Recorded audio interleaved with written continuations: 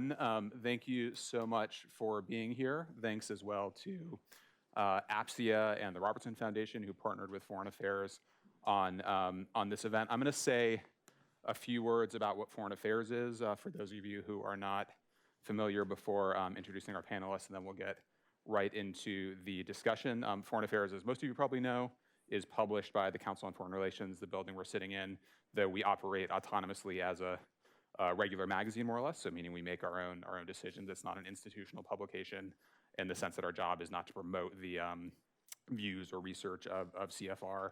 We produce a bi-monthly magazine, so every 2 months we send one of these out to about 190,000 people, and then we do a piece or two online every day, which those tend to be a little bit more responsive, a little bit more on the news, but seeking to produce the same kind of content. Now, of those 190,000 subscribers, some of them are State Department officials or foreign correspondents or academics who really have a professional investment in the kinds of issues we cover, but most of them are not. Most of them are students or people doing other kinds of work who have some kind of interest in international affairs and foreign policy. And I say that, I stress that because that readership and the breadth of that readership really informs the way we try to approach the content, the way we approach our jobs editorially. We mean it not just to be an expert conversation, though we very much do want to make sure that we are producing stuff that is credible and interesting to experts in any field, but we really think that the kind of pieces we do can be accessible both to experts and be interesting to experts, but also can be read by a much broader group of people, and I think that's very much in line with the discussion we'll have today and the mission of this event today. What that means editorially is that as much as we look for the credibility of the authors, some of whom are on stage today, we also work really hard with them to make sure that when they are writing a piece about, say, the North Korean nuclear program, they are translating terms for a broad audience, they're explaining jargon, and really framing arguments in a way that speak to broad debates in the policy sphere and our politics. It should not be a narrow conversation. The people here who have written have done a really excellent job of that, but that's a lot of what we do when we put our time into the editorial work. Let me talk very, very quickly about the bios of these three people. You have them at greater length, and I'm sure a lot of it will come up here, but it's a really group of people, not just because each one is so accomplished in his or her own right, but also because each one of them has crossed different boundaries in the field in interesting ways. They've all done a range of things that not just kind of add to the list of accomplishments and add to the lengths of their bio. You can see that my bio on there is the shortest, so I will not talk about myself, but instead focus on them. But they've all done a really interesting range of things, and I think the benefit of that is that it allows them to see things in a slightly different light and reflect on their educational experiences, their professional experiences in a slightly different way, because they have really, really broad perspectives. So let me start on the far left with John Feiner. John's a fellow here at the Council on Foreign Relations. Among other things he's doing now, he was previously in the Obama administration the chief of staff of the State Department and director of policy planning, and before that, Middle East advisor and a speechwriter, is that right, to Vice President Biden, and before that was a really star foreign correspondent, had spent time in Iraq, in Asia, and elsewhere reporting for the Washington Post before making the switch to the other side of the glass. He went to Yale Law School and also did a master's elsewhere, which he can talk about if he wants to, but the law school is, I think, probably his most important educational experience here.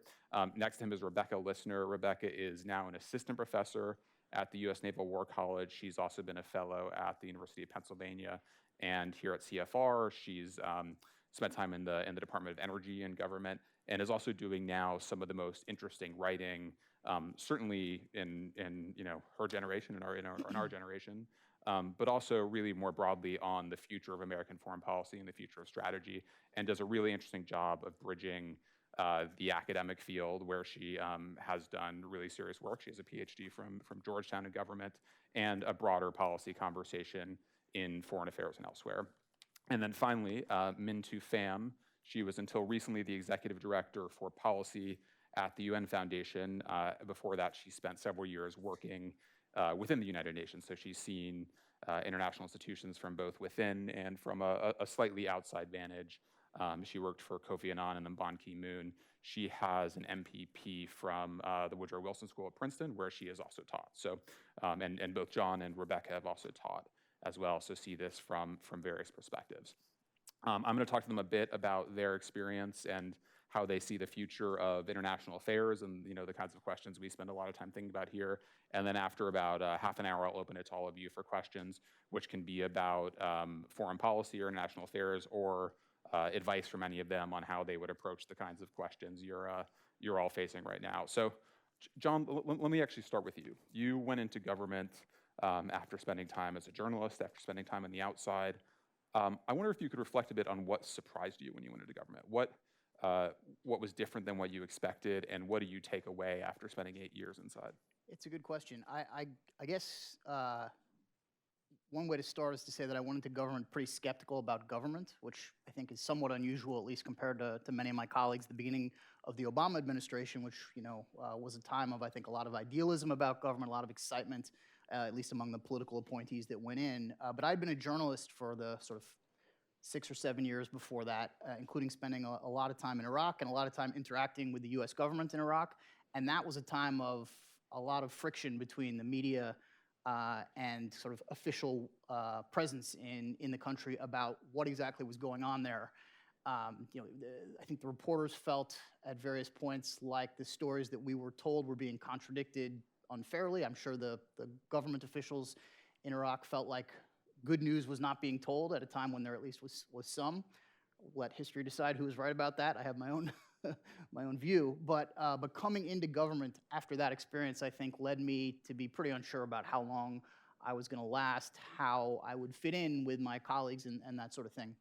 So I actually came in on a one-year nonpartisan fellowship program called a White House Fellowship. I was assigned actually to sort of the center, the political nerve center of the entire government, the White House Chief of Staff's office, which I think for a journalist was both fascinating voyeuristically and also a little daunting, because I did not feel like a political person at that time and was sort of put into the middle of kind of the political beast of the White House.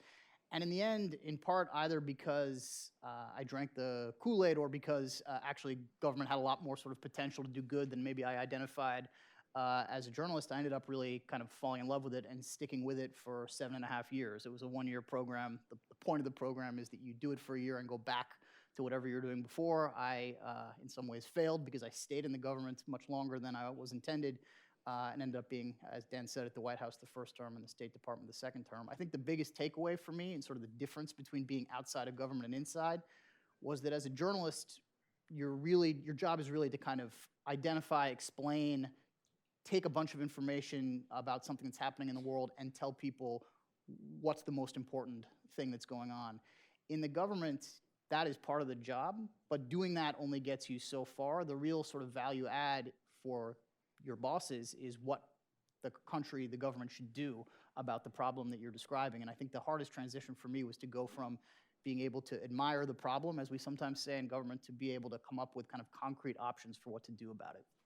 Right, so you were very good at writing the memo where you went 2/3 of the way and then had to learn how to do the. Which again, is not a terrible starting point, right, but that if that's all you can do as a policy person, you will sort of cap out at a relatively low level, because what people really want to know is, okay, like I can understand that now too, but we have to make a decision. Right. So what do we do? I should say I think one other thing that is fairly unique about foreign affairs, at least in the world of relatively widely read magazines, we try to insist on that same attention to solutions. There are a lot of writers who give us a really compelling critique of what the administration is doing on X issue, but then when you say it's very persuasive, what's the better alternative, they can't produce that, and we try to insist that be there, because we think that is something that is sometimes missing in the broader commentary about these issues. Mintu, let me ask the same question to you. You went from grad school right into the United Nations, which is known to be a chaotic beast in its own right. What surprised you, and what did you kind of take away from that experience working in the highest levels of an international institution? Sure, thanks, Dan, and it's really great to be here, great to see everyone here, and I'm so glad to also see so many young people still interested in international affairs. Very, very important. So when I went into the UN, I was a UN skeptic, kind of like what John just mentioned here. I had spent the better part of my education criticizing the UN, criticizing the world community for not stepping up and dealing with crises like in Rwanda or in Bosnia. And I had actually worked in Bosnia for a bit before graduate school and also during graduate school. So I came into the UN highly critical, but also thought if I really want to make a difference, I'm not just going to criticize it, I should actually learn how the institution works and see what I can do.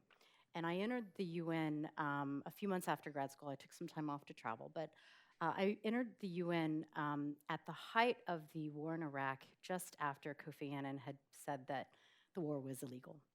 And as you can imagine, American politics at the time, this did not go over very well. And so there were a lot of political challenges. Members of Congress were calling for Kofi Annan to resign over some mismanagement issues around an oil for food humanitarian program there, but also using that as a kind of a political football for sort of getting at the UN and criticizing the UN for being pretty honest about what they thought was going on. And so my job was essentially to staff Kofi on the response to the UN, to the US, both in terms of policy and reform, as well as just politically. How do you respond to these, some very credible accusations in a substantive way? How do you reform the institution from top to bottom to address some of this?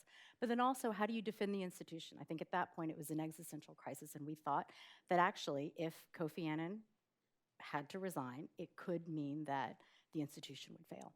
And so the idea of a global body where countries would come together to deal with these problems would fail. And so for me, it was that existential crisis was both an opportunity to really think from top to bottom how you reform the institution and make it better, but also look with a clear eye at what's really wrong there. And I think if the UN had just painted over or tried to just defend it without actually getting to some of the crux of what was wrong with the institution, I think we would have failed.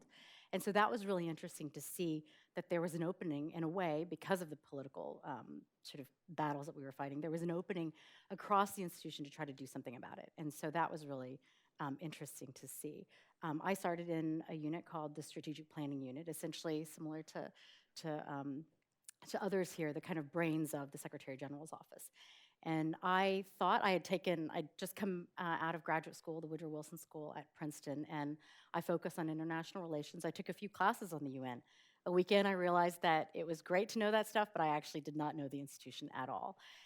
But what I did have was the theoretical background in how countries relate to one another, what really sort of matters, how interests are formed and where countries are, and then how you take that to applying to what you know about the institution. So in the end, I think it was a really eye-opening experience, and it taught me that the world is so much more complicated than we think, and that as an American, there's a sort of humility that you have to approach the institution with, and that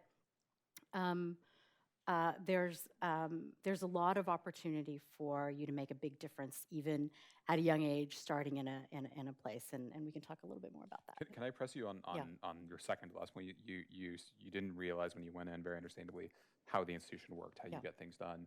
What was the piece of advice that you gave, the slightly younger version of yourself when you were leaving about how to master that and how to understand it?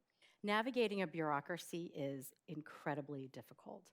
And I'm sure the State Department is the same way, but the UN is an enormous bureaucracy, and you really have to approach I was the youngest person and the youngest woman in all of the Secretary General's office. And here I was given a really big task of essentially, how do we help save the institution? And I think navigating a bureaucracy from a position of essentially a lot of authority means that you really, as somebody said to me, you have to treat everyone as king. Make sure that when you're consulting with people for their ideas about how you change an institution, you're really listening. And this is the problem, I think, a lot with American negotiators. They come in thinking we are the 800-pound gorilla in the room, and so we're going to tell everybody what to do. And that really listening and genuinely trying to take in people's concerns and ideas, I think is really an important part of how you navigate an institution. And then being really creative. Don't become a product of the process of an institution. Understand it, learn really quickly how it works, and then figure out how you can creatively navigate around it. And I think that's how you learn to navigate a bureaucracy. And I tried to quickly learn that, and later on, I applied those skills to try to change it later. From the outside. From the outside. Yeah. Rebecca, let me put a slightly different spin on this question for you. You have, over the last few years, done what other academics find very difficult, in that you are you have an academic career, you're at an institution, but you also manage to write in really policy and relevant ways, and spend a lot of time thinking about issues that are not just of academic interest, but also speak to the really central concerns for people working on U.S. foreign policy now, thinking about the future of U.S. foreign policy. There's a lot of fretting, as you know better than anyone, about the gap between the policy world and the academic world. How are you bridging it? How do you see that gap? And is it as bad as everyone seems to think? Sure. Thanks, Dan. Thanks to Foreign Affairs for having me, and thanks to all of you for being here. I think your question puts it in exactly the right way. I think if there's one through line in my entire career and all the choices that I've made, it's really the refusal to choose between these two worlds that are in many ways quite separate from each other, much as they may not appear to be. So on the one hand, you have the world of the ivory tower, the world of academia, a place where ideas are really paramount, where action is secondary, if even considered at all. A place that really prioritizes individual work, individual output in service of long-term scholarly projects, and of course also prioritizes teaching and the needs of students. So all of those incentives, even for people who study international politics, are quite different from the incentives that people face in the policy world, coming up with actionable solutions, operating within complex bureaucracies, developing interpersonal relationships, and working in teams. So even though we have all trained our sights on a similar set of major consequential problems, the way that those two communities approach those problems are actually quite distinct. And so when I was trying to decide what type of graduate school to go to, I was mainly choosing between, well, did I want to go to law school and basically go through a credentialing exercise where none of the content of my education would be immediately applicable to the career I knew I wanted to have in foreign policy. And maybe I could go to a great law school and learn all about torts and the Constitution and stuff that might be interesting in its own right, but actually just has very little bearing on the type of substantive work I actually wanted to do. Or I thought, well, maybe I want to go and get a PhD. And if I go and get a PhD, I'll actually be able to engage deeply in the theory of international relations. I'll be able to learn some history, diplomatic history, military history, but I will get none of the practical training that I would actually need to work in government ultimately. And so those were two very stark choices, and I ultimately decided to go the PhD route. But in doing so, basically had to create a parallel career track for myself, where even as I was trying to check all the boxes that were necessary to be a really successful PhD student and go on to get an academic job, I also needed to maintain a robust set of context, a robust set of ideas in the policy realm. And what that basically amounts to is doing two jobs at once. So I don't want to say that it's easy, but I do think that it's possible, and it's actually quite necessary, because I think particularly right now, at a time when I think many people feel frustrated by the ability to have an immediate impact, particularly on the American foreign policy making process, the ability to have the tools and the space that academia affords to actually look over the horizon to the future and try to think about what the future might hold as a matter of geopolitics, as a matter of domestic politics, and what kind of strategy the United States should be working towards is actually a really privileged place to be in. Are you optimistic about the capacity of both communities to do better going forward? I mean, we spend a lot of time working with great historians or international relations theorists and trying to get them to apply all of their, the depth of their analysis and their brilliance to slightly more contemporary problems. And it seems like a lot of them are willing, but don't necessarily have exactly the skill set. But it sounds like that might be getting better, that there might be more of you out there than we think. I actually am optimistic, and I think that a lot of it has to do with some major investments that a number of foundations have made in providing the type of training that is necessary to quote unquote bridge the gap between academia and policy. And what that has resulted in is, I think, a rising generation of scholars. And this is by no means universal across disciplines or even within political science, which is my own discipline. But there is a rising generation of scholars that has the interest to actually contribute to policy debates. I think there's a sense that we are at a national and international moment where fresh ideas are necessary, and I think that's somewhere where scholars can really contribute. And I actually think that there's just more space as far as professional incentives go for people both to be seen as credible, serious scholars who are committed to doing all the things you need to do to get academic tenure and succeed and publish in all the right places, but also do the things that are complementary to that, like writing for Foreign Affairs, like writing for the Washington Post's Monkey Cage blog, and so on. So there are still major debates about what it means to have true policy impact, and if and when scholars ever move the needle and convince policymakers to do something they weren't already going to do and just have instrumentalized your ideas towards that purpose. Still much angst and ink spilled on that question, but I think on the basic matter of academics trying to bring their scholarly knowledge to bear on contemporary problems, we actually have made a lot of progress and will continue to do so. I will let all of you ask each of the speakers a bit more about their biographies and their choices, but before I give up my questions, I want to ask each of you about, I think, a question that each one of you has alluded to in one way or another, sense that we're at a real turning point in U.S. foreign policy, international affairs, that a lot of the old systems and structures probably were not working that well for a while and are working less well than ever right now, and that there's a real need to rethink the way we carry out foreign policy, the way international institutions work, the way we think about American grand strategy. All of you have done both work and are doing thought on those questions in your specific areas right now. So it would be great if each of you could talk a bit about where you see these institutions going, starting with John and the U.S. government, the foreign policy making machinery, and what skills you think are going to be most necessary to the State Department or U.S. government foreign policy apparatus of 10 years from now. Yeah, so I guess I would start by saying the moment that we're in now, I think, is often ascribed to kind of political polarization in Washington around the current administration.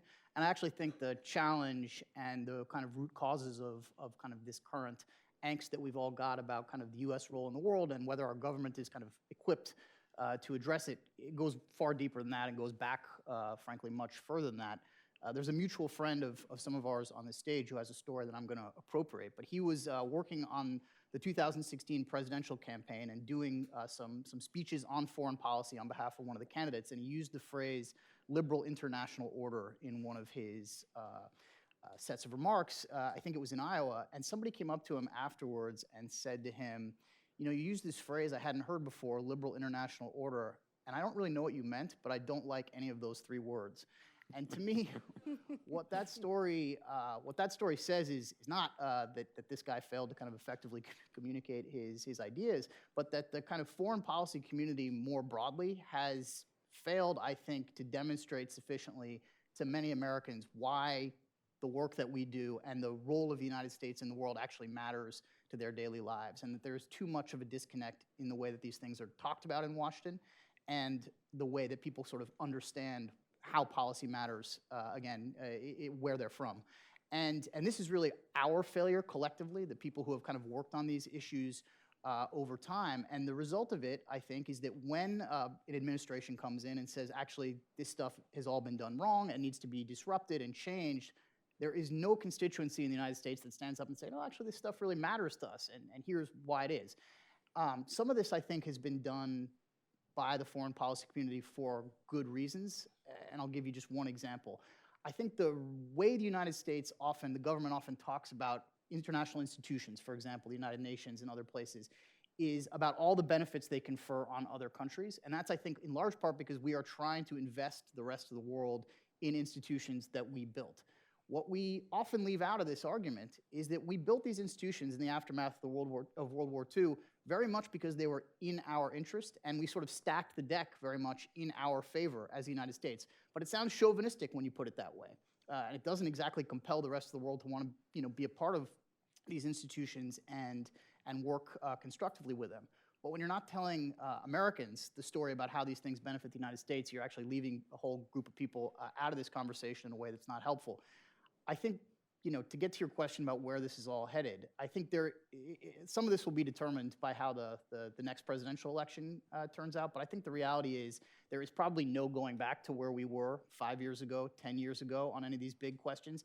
And I think the most important work that's being done right now are the people that are trying to kind of map out basically how these institutions and how the United States' role in the world can kind of take the lessons of kind of the failures of the previous period and apply them to the future.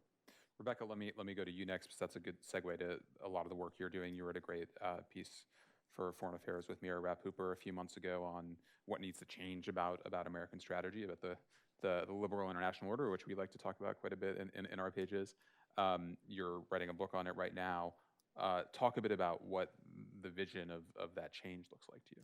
Absolutely. So I couldn't agree with John more that this moment that we're in right now, where everybody has a sense that the world has really changed, the United States has changed, and that new frameworks are necessary, it's not just about Donald Trump. And I think the shock of his election to many people in 2016 brought some of these questions to the fore. But even if Hillary Clinton had won that election, she would have had to face up to a similar set of challenges. And what those challenges really amount to, I think, are tectonic long-term shifts in the international environment and in the domestic environment. So that means sort of major technological innovation and the way in which technologies like AI are diffusing and disrupting all kinds of elements of international politics, but also enabling new forms of state-society relations. For example, the way that China has positioned itself internationally on the basis of state-owned enterprises and other forms of public-private partnerships that are quite distinct but also very technological in nature.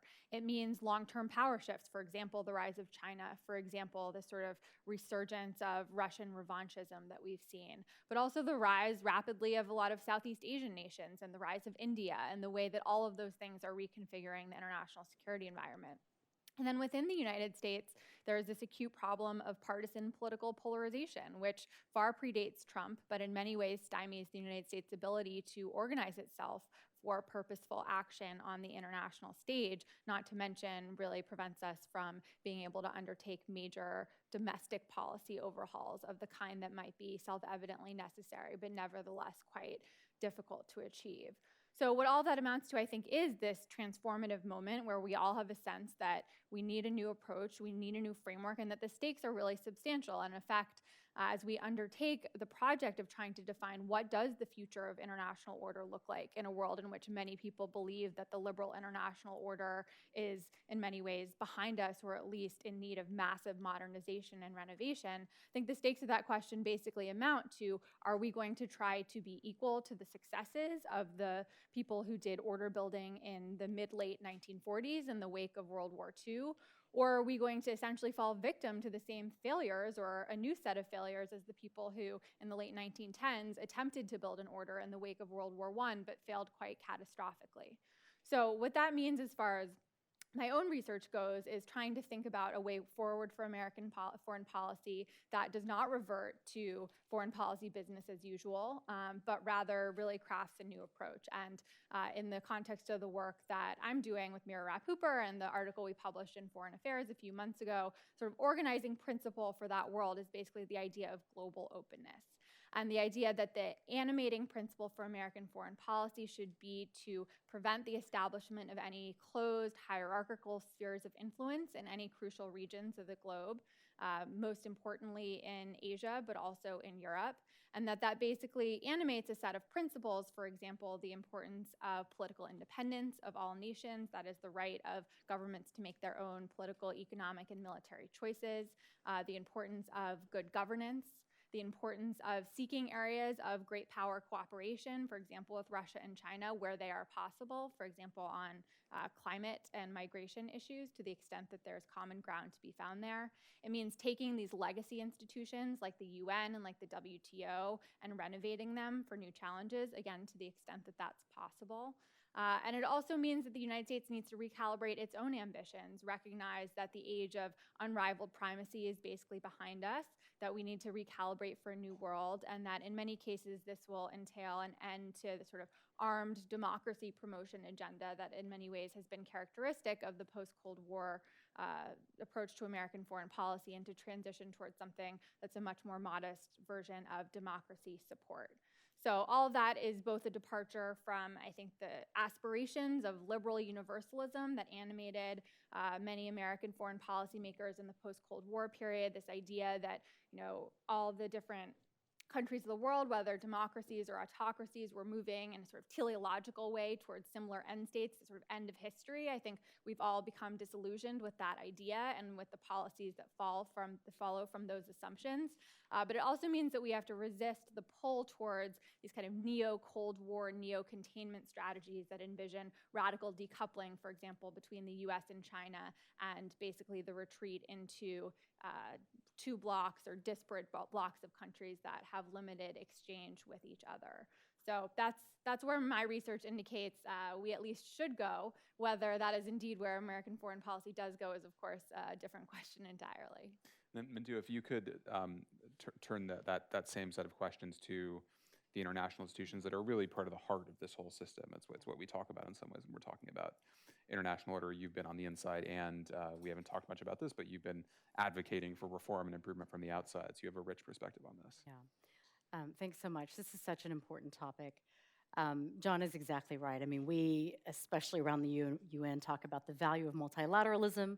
What does that word even mean in a place like Iowa or where I'm from, Tennessee and North Carolina?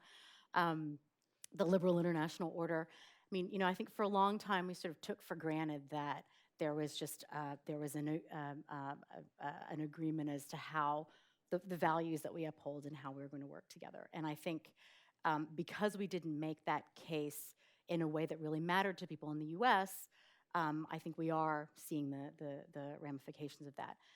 Strangely enough, other countries really do believe in this. And so over the last few years, I have had ambassadors coming to me left and right, in sort of closed-door settings saying, what is going on? Here's an institution, here are ideas that the U.S. was the founder of, was a sort of leader of, and the biggest defender of, and now we have nowhere to look. And so when a country, a Western democracy, tries to defend gender rights or human rights or democracy, the loudest voice is the middle power, not the United States anymore. And so that's making a lot of our allies very, very nervous. And so, in a way, the U.S. has been wildly successful in getting the liberal international order to be propagated. But I think we haven't done enough to convince people in this country. So the ramifications of that, a couple of things. I think in terms of multilateralism, or at least international cooperation, I think there's a few things that have changed. First is when you look at international treaties or agreements in the past, they've mostly been somewhat obligatory. So you've had treaties where countries sign up to something and they, and they're sort of feel obligated to then uphold them. Now you look at the Paris Climate Agreement, the Sustainable Development Goals, which I've been very closely involved with. These are voluntary agreements. These are not agreements where countries say, like the Kyoto, this is what we're going to do, and then every country has to then hit that. This is, well, we broadly want to hit a certain goal, which is, reducing global temperature rise 2 degrees. So let every country then come and volunteer what you're going to do. In the same way with the Sustainable Development Goals, let every country come in and volunteer what they're going to do to reduce inequality, curb climate change, and deal with poverty.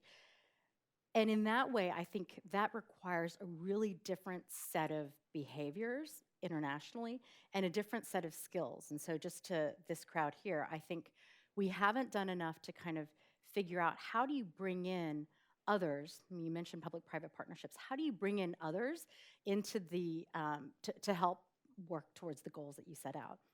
This is not going to be a government-to-government future. You are not going to be able to, for instance, curb climate change just on the part, having governments put in regulations and then work with one another to get there. You really have to find a way to use these institutions to then kind of galvanize private sector, citizens, civil society, companies, industry, philanthropy, you name it, to really help out. And I think that requires a different set of skills. It requires us to really understand what those sectors do and how they can be complementary and to work together. The other thing is, I think, really getting very local and much more kind of where the rubber hits the road.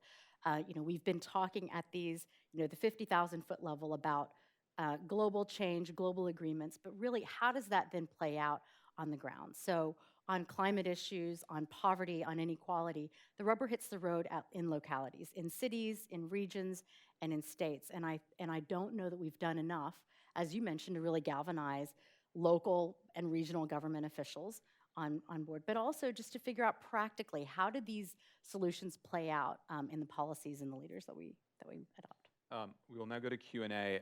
There are microphones coming around. Please stand up and quickly identify yourself and just ask one question so we can get to as many as possible. I'm really struck across all these answers that what you will need to bring to any one of these jobs or pursuits 10 years from now is going to be so much more complex and requires such a varied skill set and different kinds of knowledge compared to what it was 20 years ago. And I think that's has striking implications for everyone in the audience. So let me start right back there. Thank you, Richard Jordan. I'm the Dean of NGOs over 40 years at the United Nations with a 43-word question for Mintu. I counted the words. In the strategic planning unit, was there an awareness of the impact that the 140 international days, years, and decades actually have on the general public, such as International Women's Day and gender issues? Thank you. Should I answer that now? Go ahead, yeah. You are actually talking to the person who, while we were trying to reform the UN, I was, for my sins, responsible for something called the mandate review. And so I had to look at all of the mandates the UN had, meaning the member states had ever given the UN, and try to figure out what is still relevant and what is not. On the other side of the table negotiating this is a gentleman named John Bolton. And in the end, maybe to cut a very long story short, one of the things that we tried to do was reduce the number of years. And actually, it's interesting that it's 140. At the time, it was 100. And in part because of all of the amount of money that went into that and whether it really, sort of galvanized public opinion on the types of days and celebrations that we wanted. But I think, so yes, we tried, and no, we didn't get very far. It's kind of like any other legislative process. There's pork, there's people or countries with their own special interests.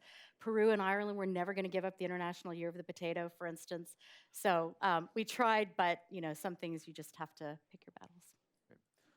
Other questions? There's one in the front row here.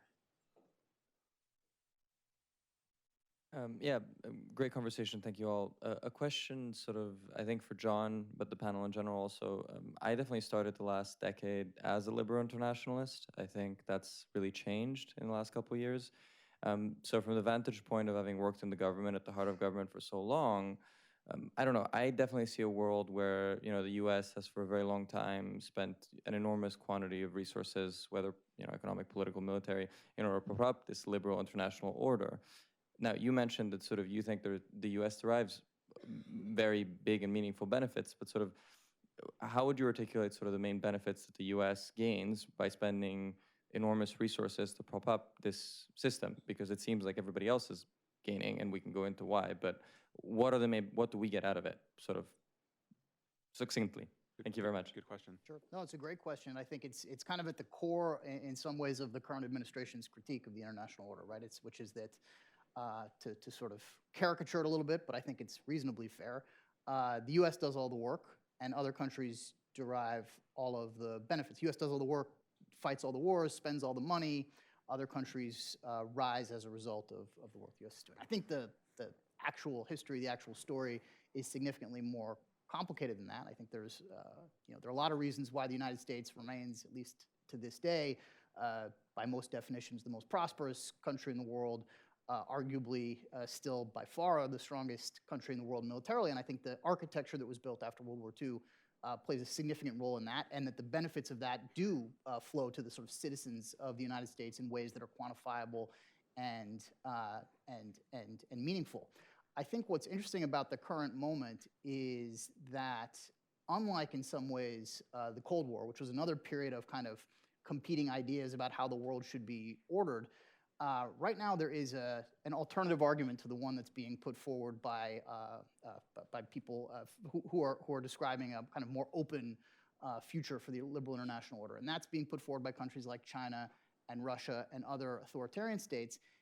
And whereas during the Cold War, I think even countries behind the Iron Curtain, you'd be hard-pressed to find governments and citizens that found the Soviet system more appealing than that of the United States. Now, I think it's a much more contested space, including among countries that the United States considers to be traditional allies. Doesn't mean they want to replicate Russian governance or Chinese governance, but there are things that they find appealing in a more autocratic political system and maybe a more liberal economic system, and things that they are actually emulating in ways that I think are troubling sometimes to Americans. So we are in a competition of ideas. I hate these sort of clash of civilizations ideas. I don't think these things are civilizational. I think they actually are ideological in some ways, and we have a lot of work to do, and it's good that people are actually doing some of the kind of intellectual architecture behind this, because it is going to be a competition that's going to have to be won not just among people in the United States, but I think among countries that we consider to be our partners and allies. One thing the United States has going for us that most other countries in the world do not, including some of these rivals, is a network of alliances, friendships among other countries that we can draw on in difficult times. If those relationships start to fray and those countries start to find kind of other systems more appealing, that will erode a huge strategic advantage the United States has enjoyed for many decades now. Want to add anything to that? Sure. I mean, I think if you just start by thinking about what did the world look like before 1945, right? And in many ways, it was a much, much worse world for Americans, right? You had the recurrence of major war repeatedly throughout history, and these were wars that the United States ended up getting drawn into on 2 major occasions in the 20th century. And then having won World War II, the US, together with the other victorious powers, designed a system that was supported in the first instance by American power, but also in many cases served American preferences. This is evident in the design of international institutions, like why does the US have a veto forever on the UN Security Council? Well, it's because we were one of the victorious powers in World War II and therefore have been able to engage in international agenda setting at the very highest level for the entire time. The United States built a network of alliances, NATO in Europe, a number of more bilateral alliances in Asia that, in effect, made those countries automatic partners of ours, and yes, entailed the provision of nuclear security guarantees to all of those countries, but also basically made them automatic partners in this contest over order that did transpire with the Soviet Union over the latter part of the 20th century. You've also seen incredible global health outcomes, and that applies to the United States too, even as it also applies to other countries. And you've seen tremendous American prosperity. I mean, huge growth in the American economy from, let's say, 1945 onwards at the aggregate level and also at the individual level.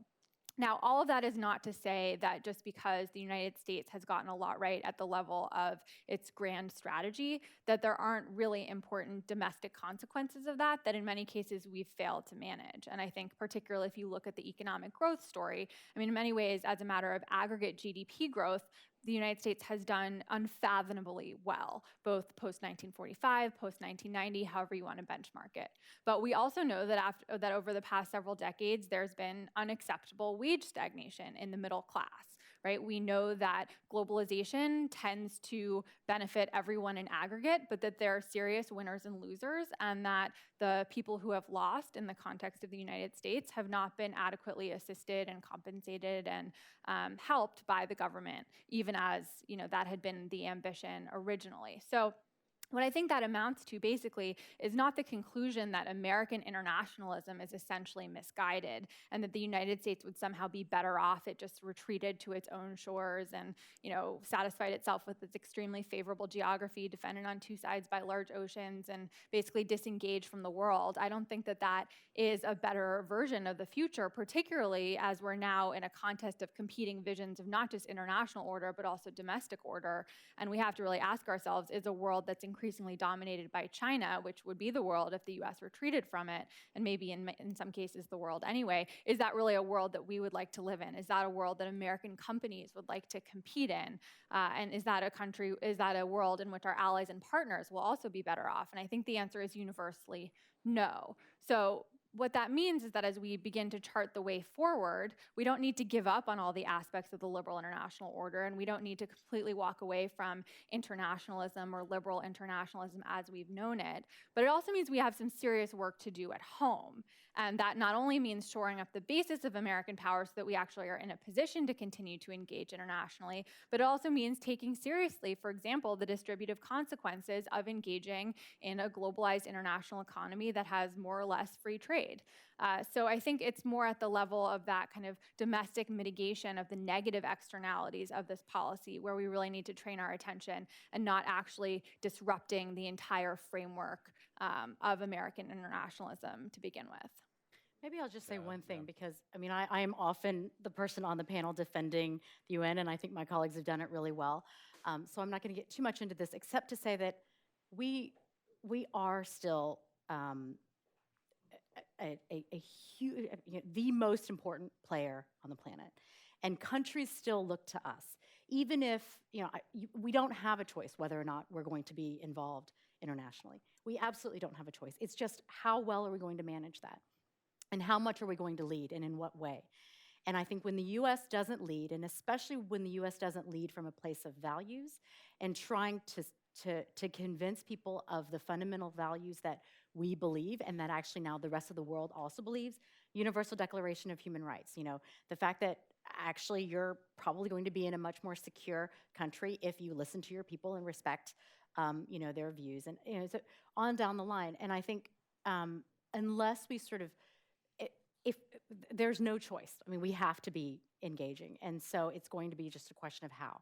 And I think if we want to retreat, I think we really undermine those values that that other countries are now really abiding by. So I think, we don't have a choice. And hopefully all of you, I mean, the future, it does feel a bit like we're kind of in between. And I think, I really do encourage you to jump in, and you can't. We often like to say, you can't get on an airplane, you can't buy an item unless in isolation. And I think it's just so important for us to lead in the world right now. Countries are looking to us. People are look at what just happened in Hong Kong.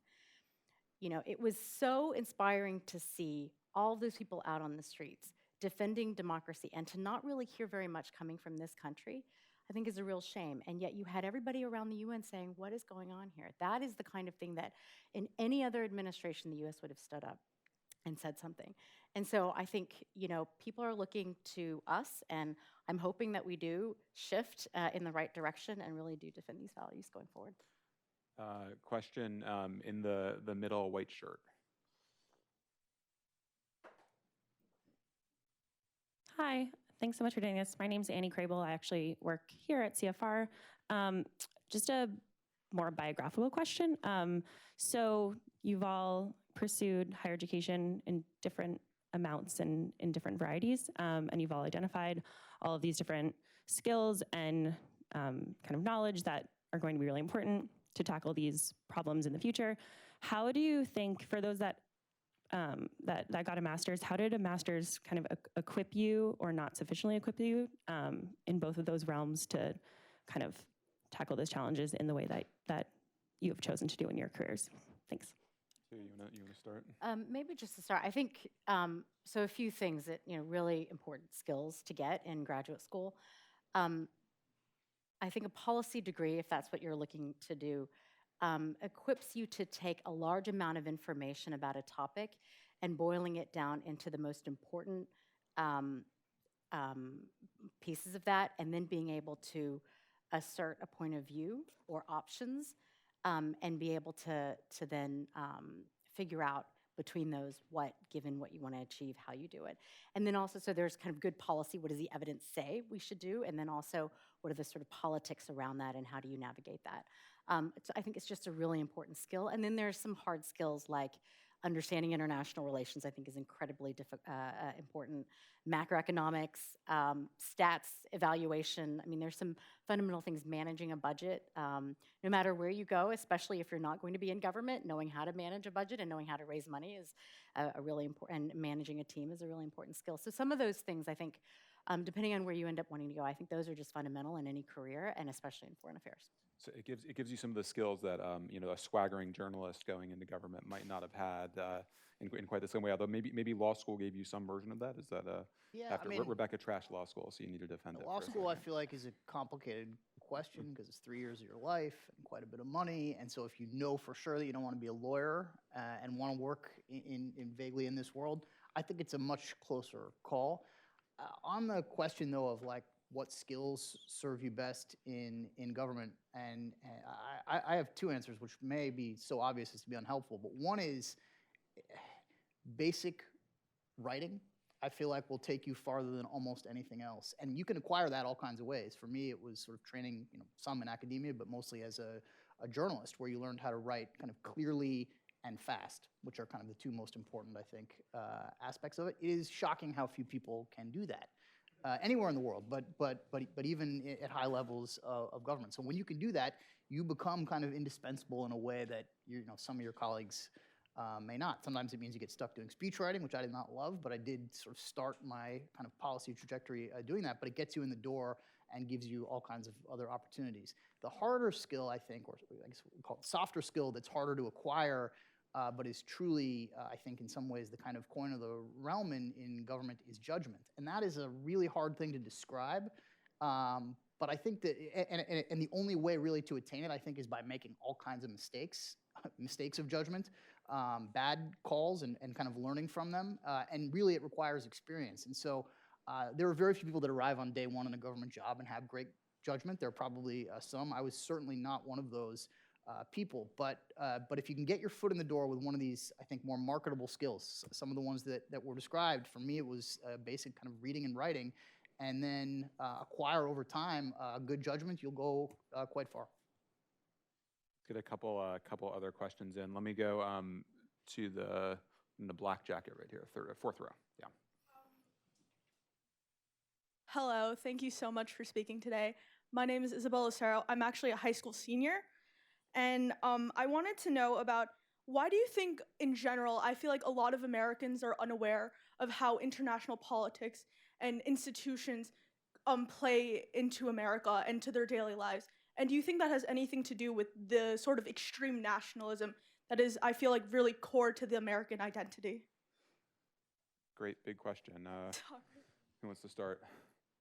So you can't send a piece of mail without international cooperation. You can't get on an airplane and land without international cooperation. And as I mentioned before, I mean, you can't buy an item without some kind of, very likely some trade agreement that was involved. I think it's probably somewhat abstract for people to understand that, and so we try to, boil it down in these terms, like I mentioned, sending a piece of mail. But I also think there's a moment here where when people feel vulnerable or when people feel like their basic needs are not met, in part because while the economies around the world seem to have grown, I mean, we have cut extreme poverty by more than half over the last 20 years. I'm not sure if you're all well aware of that, which is remarkable. There's been remarkable progress on global health outcomes, on a whole range of things.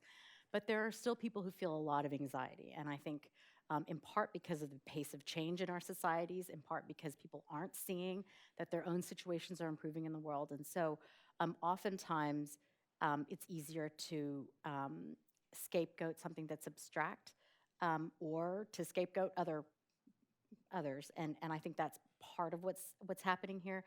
And when you talk about the liberal international order, it does feel a little bit like there are forces in the world that I don't understand, and so that must be the culprit. I think there was a title of a foreign affairs. Oh, let me just put a plug for foreign affairs. Great stuff. Really, really helpful. There's a title of a foreign affairs article a couple of years ago called "The Liberal Order is Rigged." I think that was Robert Cohen.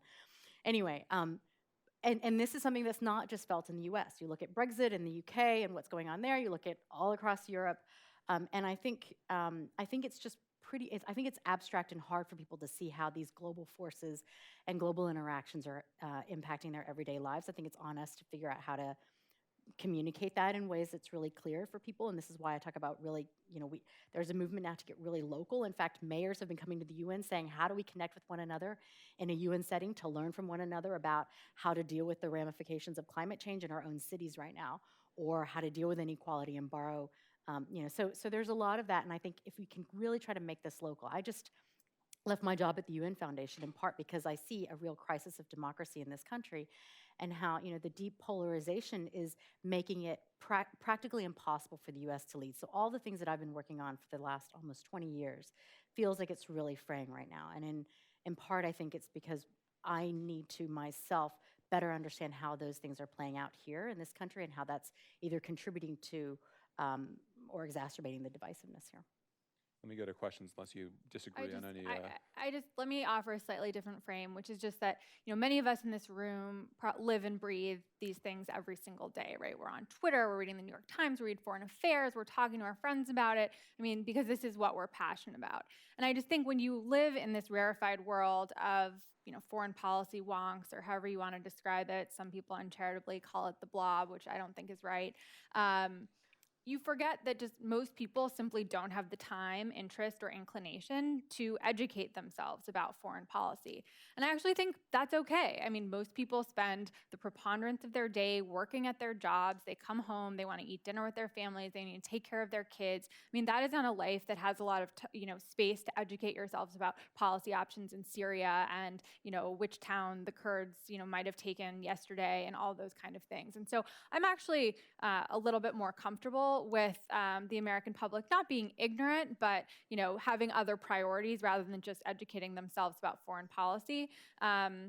And I think the way that it ends up happening is sort of through the mechanism of partisan polarization, which is that people don't have a lot of time to form independent opinions, and so they tend to follow what are called elite cues. And this is especially now divided along partisan lines. So I don't really have time to figure out what I think the right answer is in terms of what we should do next with Iran. And so I'm maybe going to watch 5 minutes of Fox News or 5 minutes of MSNBC and sort of take at the word whichever sort of talking heads that are from the party I affiliate with think about this. So that's really, I think, predominantly how people tend to form their opinions about these things. But it also means that those opinions are fairly malleable. And it's usually not the public that's leading policy, but elites that are leading policy and then also leading the public. So in some ways, that's sort of a more optimistic and more pessimistic take about sort of what we can even hope for in terms of educating the public on these types of questions. Let me go to the back, which I've been neglecting a bit, and I think the very back row on this side. Hi, I'm Dr. Sat Bhattacharya from Sloan Kettering Cancer Center and a few other organizations, Harlem Junior Society, that I founded 19 years ago in science and technology. My question is how to engage scientists, doctors, science and technology, students, and getting into involving them in foreign affairs, science policy, climate change, various things that are taking place with the fourth industrial revolution. They're going to change the world, how we look at it. Yeah, it's a great question. Anyone have thoughts? So maybe I'll start. One thing I think that's important to say, because I think a lot of people don't realize, is there are a lot of incredibly talented scientists inside the U.S. government already. Some of whom have all of a sudden become more famous or known about because they have stood up during the last couple of years and said, we used to be listened to on these things that were our areas of expertise, and now we're not. But even just leaving that aside, the two subject areas probably that I spent the most time on when I was working at the State Department were the Iran nuclear deal and the Paris Climate Accord. In both of those negotiations, scientists were at the kind of very center of the teams. Nuclear physicists in the case of the nuclear deal and climate-related scientists in the case of Paris. They were indispensable in terms of determining what our objectives should be in these negotiations, what we would settle for and what we wouldn't settle for.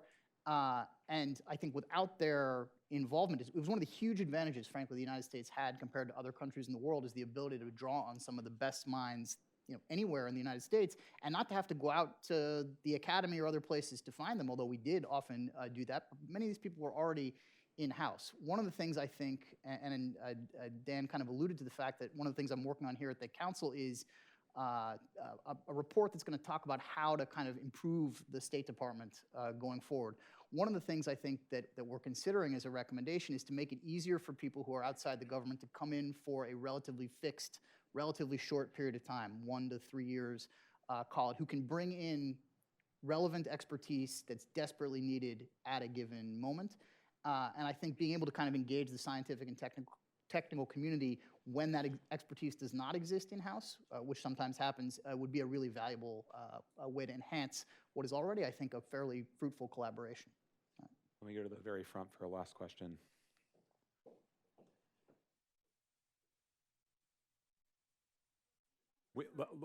Let's do both of these to close. Yeah. Okay.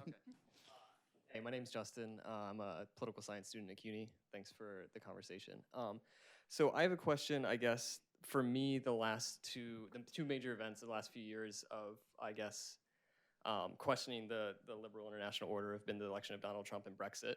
And I guess for me, I see both of them, and as you've spoken to, I think, a little bit as foundationally because of the failure, as you put it, to, I guess, mitigate the externalities of free trade, which means, you know, people are suffering fundamentally in both the United States and Great Britain and a lot of other countries because, I guess in my view, I understand this crisis of the international order as a result of free trade, internationalism, liberalism, neoliberalism as fundamentally a way in which capital, American capital and international capital organizes the world to benefit itself fundamentally and in disregard to labor and to the majority of people in the world. And that is what I think has led to the discontent that allows demagoguery to take root and to either go to the right in this way. And I guess my question is, do you think there is a way to structure the international order in a way that isn't so dominated by capital and the interest of capital, and that fundamentally actually improves people's lives, not just in the abstract, not just in the aggregate, but that they actually feel like they have rights and they feel like they are benefiting, can pay their bills, their wages are rising, have health care, et cetera. Let's get this question, and we'll try to answer that in 90 seconds or so each, just to at least start the process. My name is Faraz Motagheri. My question is an extension of a question was asked back there. I worked 4 years in a foreign government, and then I interned at the United Nations Human Rights, and then I worked as a journalist at the United Nations for a year, and then I became an adjunct professor at a university in New York. You should be up here. I wish. So considering the fact that a good number of individuals sitting behind me want to go to graduate school, spend $100,000 getting a degree in global affairs, international relations, and considering the fact that it's extremely difficult to step foot into the United Nations or any think tank or international institution or NGO without having a strong network, what are your recommendations for the people who are sitting behind me, or even myself? Having this extensive background, I'm still struggling getting anything. I would really appreciate your ideas on that. Let's start with John, and you can address both of those in your All right, answers. So 30 seconds on the first question, which deserves significantly more. I guess the main thing that your question underscores to me that has, I think, changed in how a foreign policy will be made going forward is that you can no longer really separate foreign policy from domestic policy or foreign policy from politics. And I think part of the reason why there's been this artificial divide has been motivated by the fact that we have wanted to insulate national security, foreign affairs from sort of nefarious political influence. I think the problem with that is that it has led, frankly, people like us who focus more on kind of the world outside the United States to feel like we can kind of disregard political factors in the United States when we're making recommendations about foreign policy and let other people worry about the impacts. As long as what we think is we are recommending is kind of broadly benefiting the country in the world, aggregate income for the United States, others will take care of how that income is kind of allocated within the country. I don't think those divides work anymore if they ever did. And I think that what you will see in a new administration ideally, because there are lots of people who are thinking and talking about this, is that some of these barriers that have existed in the past on policy discussions, terrorism, trade, immigration, are these foreign issues, foreign policy issues, domestic policy issues? They're really both. I think you're going to see some of these barriers breaking down with a goal of trying to get better outcomes on exactly the kinds of things that you're discussing. I guess the only thing I would say to your question is these decisions feel like really heavy and fraught. And the reality is, having sort of served in government 7.5 years, I saw people who followed every possible path you can imagine to really exciting and interesting careers. And so to say that there is like, well, you must go to either this school or this type of degree program or avoid those things entirely, I feel like people tend to give you the kind of advice that's like, it worked for me, so it would work for you. I think that stuff is really overblown, and there are as many paths as there are individuals. And so the only thing I would just say, worry about these decisions less, and you can make almost anything work. So your question about the sort of, I see it as being about sort of the extent to which the sort of domestic socioeconomic compact is coextensive with the sort of international organization and the international compact. And I think that's a really meaty question, right? Because we know that the liberal international order, which is a term we've all sort of rejected and then continued to use in this conversation, was predicated fundamentally on this sort of embedded liberal idea, which was basically the type of domestic governance that emerged from World War II and really enabled wealthy societies to engage in the types of international interactions that the liberal international order describes. And so the question is, do we need to rethink our domestic organization alongside our international organization as we're moving through this transformative period? Or is it possible to do those two things in isolation? And if it is possible to do those things in isolation, as we're thinking about how to solve some of these domestic ills, which yes, have some foreign origins, but also don't, right? Because when you think about the relative impact of automation versus trade, I mean, automation wins every time, right? So is the answer to stem free trade, or is the answer to come up with a more robust set of domestic and economic policy solutions to address the fact that machines will be taking people's jobs regardless of what our trade policy is? So I tend to subscribe to the view that it's much more about coming up with better domestic and economic policy solutions, that there are some domains in which foreign policy is actually a good instrument for dealing with these domestic ills, but it's not the answer every time. So we need to be attuned to those places where, where can changing our trade policy really change these distributive outcomes at the domestic level? And where are there actually other policy steps that we need to take? And to John's precise point, I think as foreign policy specialists, our imperative is to really see those things as coextensive. And, even if tax policy isn't precisely our domain, if tax policy is the best way to get at one of the domestic impacts of foreign policy, we need to figure out how to better engage in those debates and at least ensure that the domestic level policy changes are happening that are required in order to mitigate some of the negative effects of our foreign policies and also to create the conditions at home for these foreign policy successes. With regards to the final question about advice, I mean, sort of two things quickly. I mean, first of all, you mentioned, networks, and I think there are a lot of different ways to think about what constitutes a network. And one thing that people often do, particularly early on in their careers, they're always looking up, right? It's all about the vertical network and who can I connect with, who's more senior than me, who's more important.